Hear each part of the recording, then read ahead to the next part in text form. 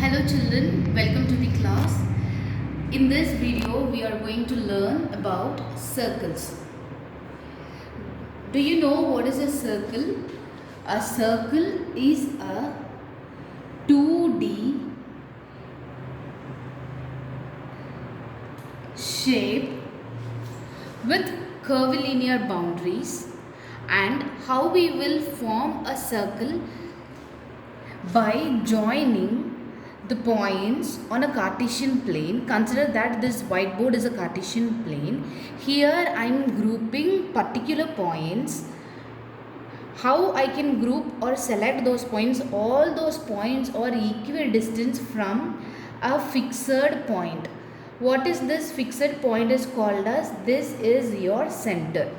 This fixed point, from this particular fixed point, I selected few other points which and all are equidistant. Meaning is, if you take OA, O is that fixed point center and A is a point on the circumference of the circle, that distance must be equal to OB and the same must be equal to OC and it should be equal to OD, OE and so on. So a circle is a two-dimensional shape. What and all you know about a circle? For a circle, the center is O and what is a radius? The distance, the line that joins the center of a circle and the circumference of the circle. So here OA is the radius. Then what about BC? BC is a line segment that joins two points on the circumference of the circle. What is BC? BC is a chord.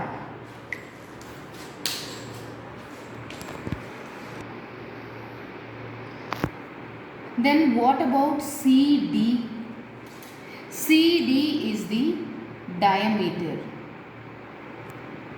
See, check here. OC is a radius as well as OD is also a radius. Diameter is represented as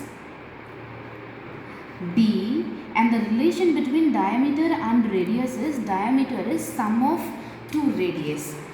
One radius is OC radius, the other radius is OD.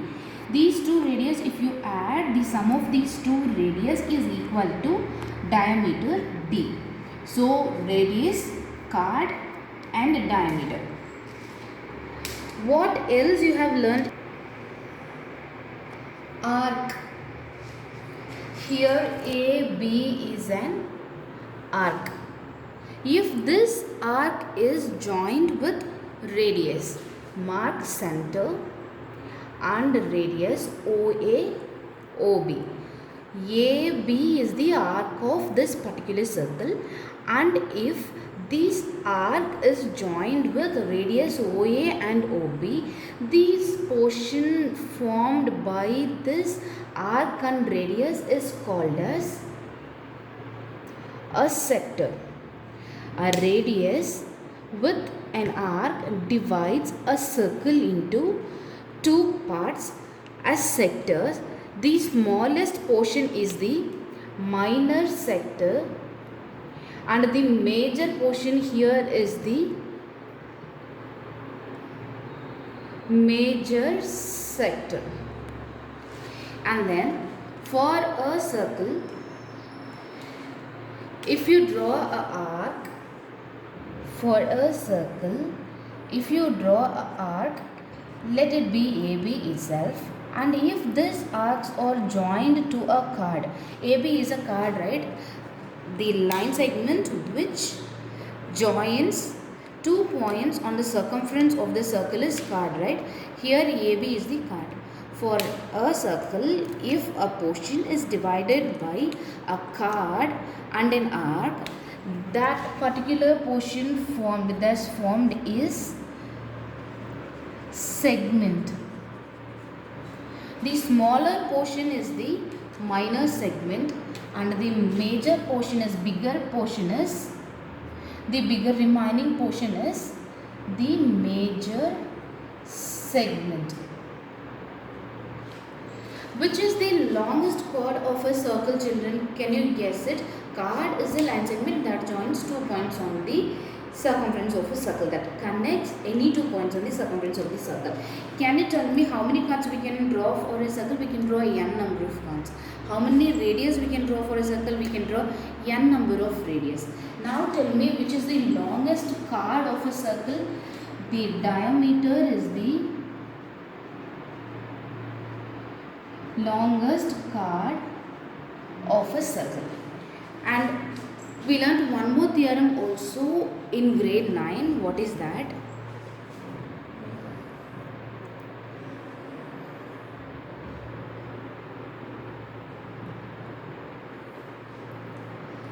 Let it be BC. BC is the chord.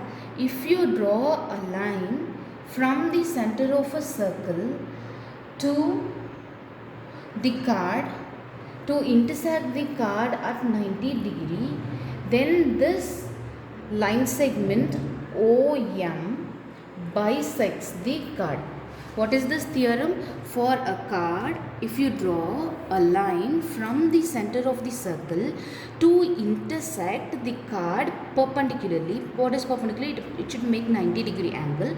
Then that particular line segment divides your chord into 2 equal halves. Now in grade 10 you are going to learn about tangents and secants to a circle. Now consider a circle. For a circle, if you draw a line, for a circle, if you draw a line just above the circle, that line is no way in relation with this particular circle. If you draw a line which can passes through only one point on a circle, if you draw a line that can passes through only one point on a circle, it meets the circle at this point. This is a line, let me say that as LM, intersects the circle at the point A. Then this particular line is called as tangent. Tangent is a line that can passes through a circle by meeting the circle exactly at only one point. So what is LM here? LM is the tangent.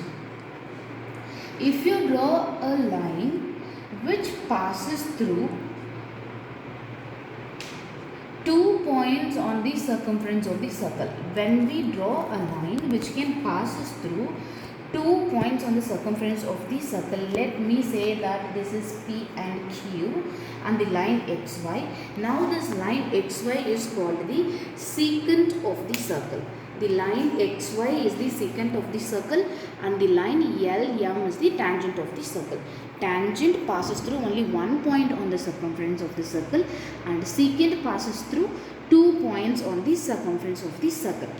Now here in the line LM, the point A is a point on the circumference of the circle as well as the point on the line LM. This point is called as point of contact. This particular point is called as point of contact. When we draw the radius that meets this point of contact, when we draw a radius, let's say OA, that meets this point of contact, at this juncture it makes 90 degree. It means that the radius is perpendicular to the tangent. This is your theorem 1. Radius is perpendicular to the tangent. When you draw a radius to a tangent, both will meet at the point of contact in the circle, and that particular point, the angle made is equal to 90 degrees. So what and all we have seen now? Definition of a circle, chord of a circle, radius of a circle, chord of a circle, radius of a circle, diameter. Diameter is the longest chord. Arc of a circle, sector of a circle, arc of a circle, sector of a circle, minor sector, major sector, segment of a circle, minor segment, major segment, tangent, secant, point of contact, and the angle made at point of contact. Let's solve exercise 10.1 now. Children, now take your content book, page number 208, and check theorem 10.1. What is theorem 10.1? A very important theorem which we are going to use completely in this entire chapter. The tangent at any point of a circle is perpendicular to the radius through the point of contact. What does it mean? If you draw a radius to a tangent, and if the radius is meeting the tangent at the point of contact, there it makes 90 degree. Now come to exercise 10.1 in your next page, page number 201, exercise 10.1. See the first question.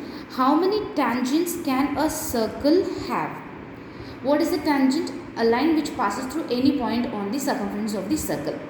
What is a circle? Circle is the collection of points which and all are at equidistance from a fixed point. So can anybody guess and tell me how many points can a circle have? We cannot count it. According to the size of the circle, it will have n number of points and which cannot be counted, and it is infinite. If the points are infinite, then how many number of tangents we can draw to those points? Infinitely many number of tangents. So answer for question number 1, we can draw infinitely many number of tangents to a circle. Next, do the fill in the blanks by yourself. Fill in the blanks. Question number 2 is homework. Do it by yourself. Let me solve question number 3 now. What is question number 3? A tangent PQ at a point P of a circle of radius 5 cm meets a line through the center O at a point Q. So point P is on the circumference of the circle, O is the center of the circle, 5 cm is the radius of the circle, and Q is a point which is lying outside the circle. Now we are joining OQ, and we are joining PQ, and we are joining OP. So we'll get a diagram. Here the value of measure of OP is given, OQ is given. We need to find out the length of PQ. How can we calculate the length of PQ? Come, let's see that. See the question, children. Question number 3. They said O is the center of the circle and P is a point on the circle, and the radius of the circle is 5 cm. What does it mean? OP is 5 cm. And they said there is a point Q outside and the length of OQ is 12 cm. I marked. And what is PQ? PQ is the tangent here, and we need to find